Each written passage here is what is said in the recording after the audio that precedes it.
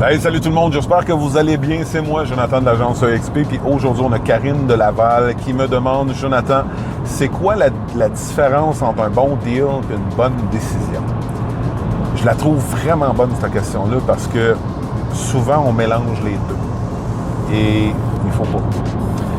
Je m'explique. Puis je vais donner l'exemple, parce que je travaille avec un contracteur, Francis Labonté, très bon contracteur, soit dit en passant, fait des très bons produits si vous êtes dans le coin de Drummondville, ces coins-là. Et chapeau à mon collègue et ami, M. Martin Paré, qui travaille très fort pour aider ses clients dans le financement de tout ça. Puis, en tout cas, c'est une belle compagnie. On regarde un terrain super beau, super intéressant, tout le kit. Fait que ça, le bon deal.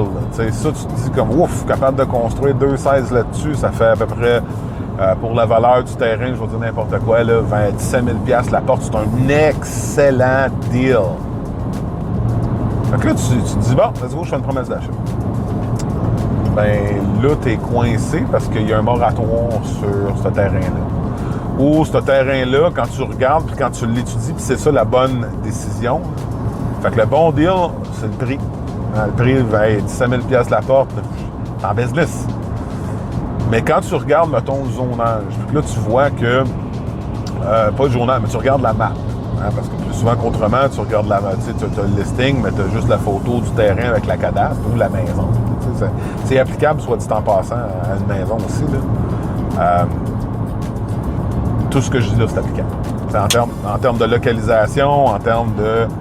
excusez-moi, j'ai reçu une petite pierre dans ma fenêtre. On est correct, il n'y a rien de bris. Puis comme je disais, j'efface jamais rien. Fait que c'est... It is what it is. Puis, fait que le terrain en question, quand tu regardes par Google Maps, tu te rends compte que, ben à côté, il y a comme une mine, il y a comme un champ de quelque chose, une grosse entreprise de quelque chose. On ne sait pas c'est quoi. Là, tu vas voir sur Google Maps, tu vois que c'est une compagnie de béton, de ciment, de sable. Fait que tu sais qu'il y a du trafic. Puis tu sais qu'il y a des véhicules lourds. Là, je te parle comme investisseur. Fait que là, on a un terrain. Je peux construire 2,16, 17 000 la porte. Puis là, tu te dis comme, OK, je construis ça, je veux louer ça. Puis c'est comme dans un secteur un peu distant du centre-ville. Fait que tu sais, t'es quand même assez loin. Mais en temps normal, 30 000 la porte, ça fait du sens. Là, 17 000, c'est un bon deal. Là, tu regardes après ça, tu regardes le zonage de ton... Le zonage, ça te dit un peu qu'est-ce que tu peux construire dessus. Hein, ce qu'on appelle la grille d'usage énorme.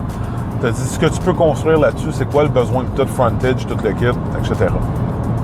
Puis, tu regardes le zonage, là, tu vois que ton zonage est vraiment limité à quelques blocs, dont le terrain que tu regardes, que tu peux construire du H4. Là. Fait que du H4, c'est du 4 à 8 logements, des fois plus, tout dépendamment.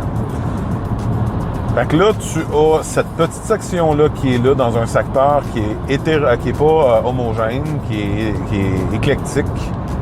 Et là, tu te dis, OK, qui est hétérogène, à côté d'une cimenterie, mettons, est-ce que c'est la bonne décision? Parce qu'elle doit reposer cette décision-là sur le plus que le prix. Parce qu'après ça, si on construit 2,16 là-dessus puis qu'on les revend, bien, c'est sûr et certain que je ne pourrais pas les vendre le même prix et loin de là que si je serais downtown de cette ville-là. Donc, c'est la même chose pour une maison.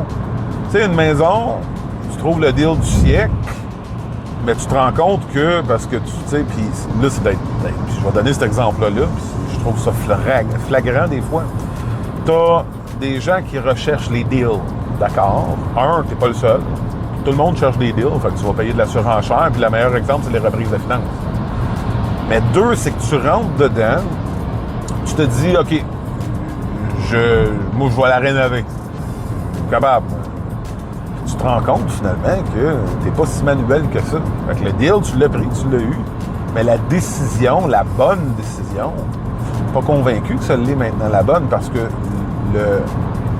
l'enjeu de réparation, de rénover, bien, fait en sorte que finalement, tu vas peut-être devoir dépenser des milliers de dollars, mettre de la pression sur ta famille aussi qui, elle, veut vivre dans un environnement qui est cool. Là, personne ne veut vivre dans une vidange. Là. Puis à ce moment-là, ben, tu risques de blesser autre chose que tu aurais pu éviter si tu aurais basé, mettons, ta décision sur un bon plan de match et être réaliste. Fait que j'espère que ça répond à tes questions. J'espère que ça t'éclaire un peu sur la différence entre un et l'autre. Si jamais t'en as d'autres ou n'importe qui en a d'autres, gênez-vous pas. Ça me fera plaisir de prendre un moment avec vous autres, discuter avec vous autres, voir comment je suis capable de vous aider. OK? Salut, bye!